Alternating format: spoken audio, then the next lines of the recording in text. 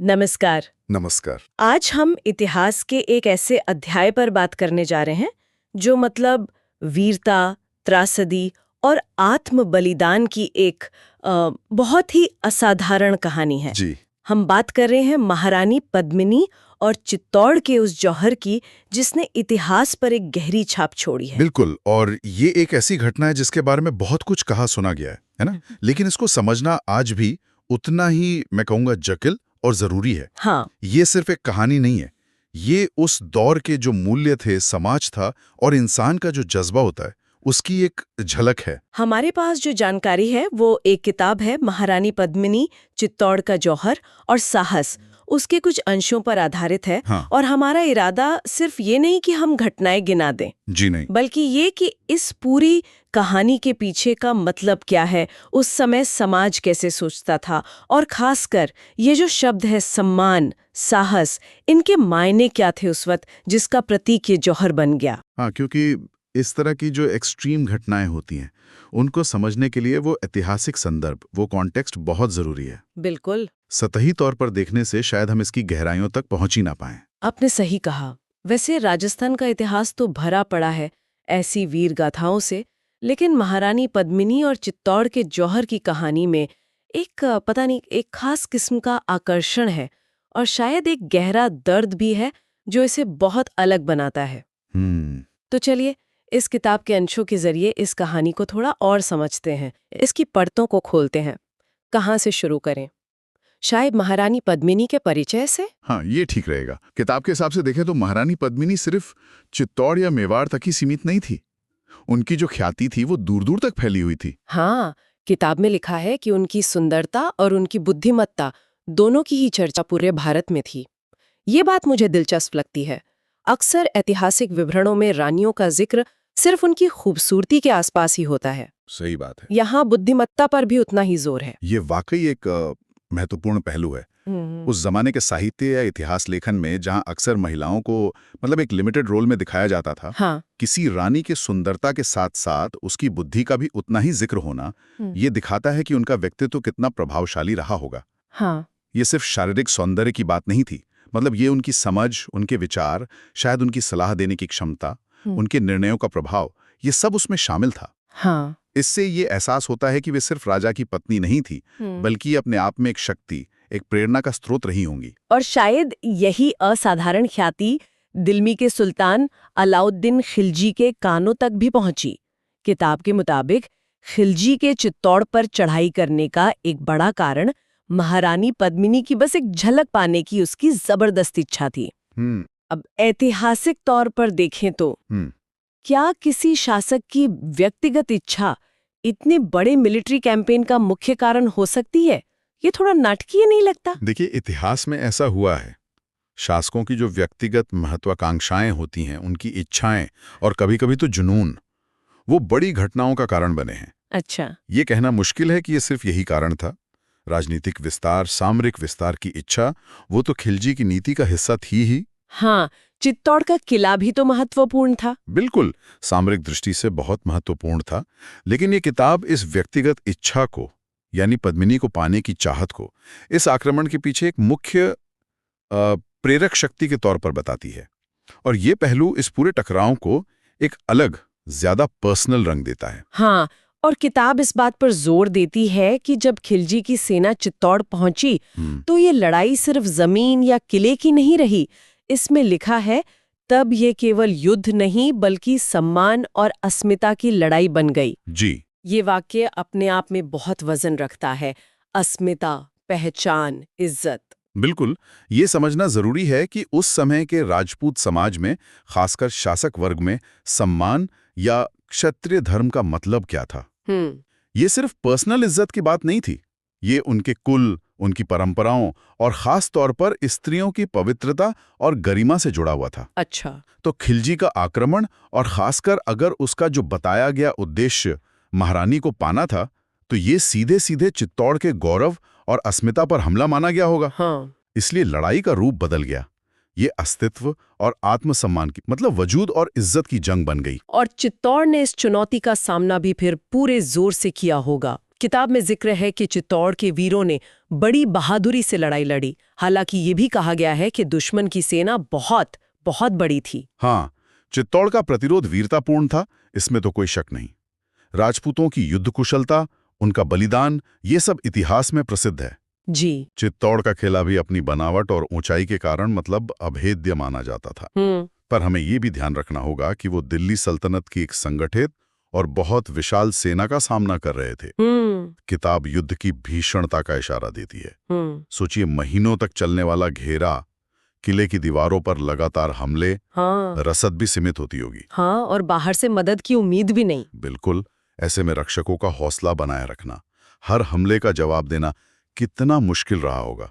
ये सिर्फ तलवारों की लड़ाई नहीं थी, ये धैर्य और इच्छा शक्ति की भी परीक्षा थी। ये संघर्ष यकीनन बहुत लंबा और थका देने वाला रहा होगा। और फिर कहानी उस निर्णायक और दिल दहला देने वाले मोड़ पर पहुंचती है जब हार बिल्कुल सामने दिखने लगी। जी। किताब बताती है कि जब जीत की कोई उम्मीद नहीं बची, तब महारानी पद्मिनी और किले में मौजूद हजारों दूसरी राजपूत स्त्रियों ने जौहर करने का फैसला किया। हाँ, जौहर, ये शब्द सुनते ही एक अजीब सी सिहरन होती है। किताब इसे साफ करती है, ये अपने सम्मान की रक्षा के लिए आग में सामूहिक आत्मसमर्पण था। उनका मानना था कि दुश्मन के हाथों पड़कर अपमानित होने या धर्म भ्रष्ट होने से बेहतर है कि वे खुद ही अपने जीवन को समाप्त कर लें। किताब में ये लिखा है कि उन्होंने खिलजी के हाथों अपमानित होना स्वीकार नहीं किया। ये सोचना भी कितना मुश्किल है। हजारों स्त्रियां एक साथ आग की तरफ बढ़ रही हैं। ये फैसला कैसे लिया गया होगा? क्या ये बस एक पल का आवेग था या एक सोचा समझा कदम? देखिए, किताब के विवरण और जो ऐतिहासिक संदर्भ हैं, उसे देखें तो ये आवेग में उठाया गया कदम नहीं लगता। अच्छा। ये एक सामूहिक, सचेत और शायद उस समय की परिस्थितियों में जरूरी समझा गया निर्णय था। इसे उस युग के धर्म और कर्तव्य की जो धारणाएं थीं, उनके तहत देखा जाना चाहिए।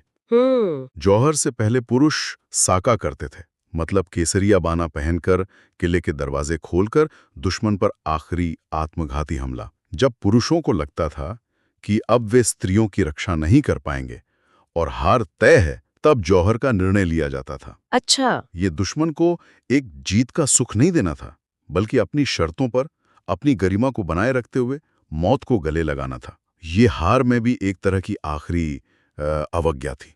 किताब में एक लाइन है जो मुझे बहुत छू गई। यह सिर्फ बलिदान की नहीं, बल्कि उस अदम्य साहस की गाथा है। ये वाकई महत्वपूर्ण है। हम अक्सर इसे सिर्फ एक दुखद घटना के तौर पर देखते हैं, लेकिन इसमें जो साहस था उसे भी समझना जरूरी है। अदम्य साहस, ये शब्द यहाँ बिल्कुल सही बैठता है। सोचिए, उस भयानक मानसिक दबाव और डर के माहौल में ऐसा फैसला लेना और फिर उस पर अमल करना। हाँ। इसके लिए असाधारण मानसिक मजबूती चाहिए होती होगी। ये कोई निष्क्रियता नहीं थी, बल्कि एक सक्रिय चुनाव था, भले ही वो चुनाव मौत का ही क्यों ना था। उन्होंने अपनी किस्मत को दुश्मन के हाथों में सौंपने से इनकार कर दिया और अपनी गरिमा को सबसे ऊपर रखा। ये उस समय के मूल्यों की पराकाष्ठा थी। और इस जौहर का असर सिर्फ उसी पल तक नहीं रहा। किताब के अनुसार इसने आने वाली पीढ़ियों के लिए एक संदेश छोड़ा कि सम्मान और स्वाभिमान जीवन से भी बड़ा होता है। क्या ये संदेश आज भी प्रासंगिक है? ये गहरा सवाल है। देखिए, वो संदेश उस खास ऐतिहासिक और सामाजिक माहौल में पैदा हुआ था। आज हमारे समाज के मूल्य और हालात बहुत अलग हैं। हाँ, बिल्कुल अलग है। लेकिन अगर हम मूल भावना को देखें, यानी अपनी गरिमा, अपने आत्मसम्मान के लिए खड़ा होना, अन्याय के सामने ना झुकना, तो ये विचार किसी न किसी रूप में हमेशा प्रासंगिक रहता है। हाँ, उस स्वाभिमान को जताने के तरीके और उसकी सीमाएं समय के साथ बदलती हैं। जौहर जैसा चरम कदम आज के युग में सोचा भी नहीं जा सकता और अस्वीकार्य है, लेकिन उसके पीछे की भावना, अपमान को अस्वीकार करना, ये मानवीय स्वभाव का हिस्सा है। तो अगर हम इस पूरी चर्चा को समेटे, तो इस किताब के अंशों के आधार पर इस घटना का ऐतिहासिक महत्व क्या निकलता है? इसे हम कैसे याद रखें? किताब की जो आखिरी पंक्तियां हैं वो इसका अच्छा सार देती हैं। उसमें कहा गया है कि ये घटना हमें याद दिलाती है कि इतिहास केवल राजाओं और युद्धों का नहीं, बल्कि त्याग और आत्मसम्मान का भी गवाह है। ये बहुत महत्वपूर्ण बात है। हाँ, बहुत महत्वपूर्ण। अक्सर इतिहास पढ़ते हुए हम तारीखों, युद्धों, संधियों, राजाओं के नामों में खो जाते हैं। लेकिन इतिहास लोगों की कहानियों से भी बनता है।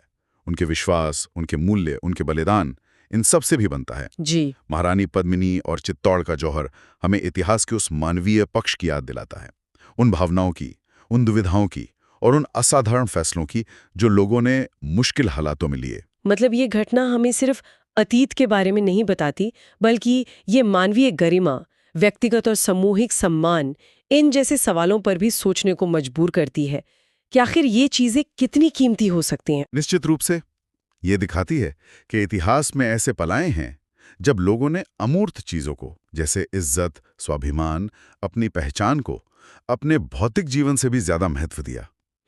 ये हमें उन मूल्यों की जटिलता और शक्ति की याद दिलाता है जिनके लिए समाज या व्यक्ति खड़े हुए, चाहे उसकी कीमत कितनी भी बड़ी क्यों न चुकानी पड़ी हो। ये युद्ध की क्रूरता और उसके प्रति इंसानी प्रतिक्रियाओं की जटिलता को भी दिखाता है, जहां एक तरफ हमलावर की महत्वाकांक्षा है तो दूसरी तरफ रक्षकों का चरम प्रतिरोध और बलिदान। तो संक्षेप में कहें तो इस किताब के अंशों के माध्यम से हमने देखा कि महारानी पद्मिनी और चित्तौड़ का जौहर सिर्फ हार या जीत की कहानी नहीं है। नहीं, बिल्कुल नहीं। ये साहस, बलिदान और आत्मसम्मान की एक ऐसी कहानी है जो हमें सोचने पर मजबूर करती है कि मानवीय गरिमा क्या होती है और उसकी रक्षा के लिए इंसान किस हद तक जा सकता है। हाँ, और ये भी कि इतिहास को समझा कैसे जाए। क्या हम इसे सिर्फ तथ्यों के एक कलेक्शन के रूप में देखें या उन भावनाओं और मूल्यों को भी समझने की कोशिश करें जिन्होंने उन घटनाओं को शक्ल दिया। ये कहानी हमें याद दिलाती है कि इतिहास में ऐसे अध्याय भी हैं जो दर्दनाक होते हुए भी मानवीय जज्बे की असाधारण शक्ति को दर्शाते हैं। ये सचमुच एक गहरा विषय है और इसी के साथ हम आज की इस बातचीत को यहीं रोकते हैं। हमने महारानी पद्मिनी, चित्तौड़ का जौहर और साहस नाम की किताब के कुछ अंशों के आधार पर इस ऐतिहासिक घटना के अलग-अलग पहलुओं को समझने की कोशिश की। बिल्कुल, और जैसा कि अक्सर होता है, ऐसी चर्चाएं जवाबों से ज्यादा सवाल छोड़ जाती हैं। और शायद यही अच्छी बातचीत की निशानी भी है। सुनने वालों के लिए एक आखिरी विचार छोड़ जाते हैं। इतिहास में दर्ज इस तरह के चरम बलिदानों को आज हम कैसे समझें और कैसे याद रखें? क्या इन्हें सिर्फ वीरता के प्रतीक के रूप में देखना काफी है, या हमें इनमें छुपी त्रासदियों, उस समय की सामाजिक संरचनाओं और मजबूरियों पर भी गहराई से सोचना चाहिए? और इससे भी आगे बढ़कर आज के हमारे समय में सम्मान और स्वाभिमान जैसे शब्दों के क्या मायने हैं और उन्हें कैसे जिया जाना चाहिए?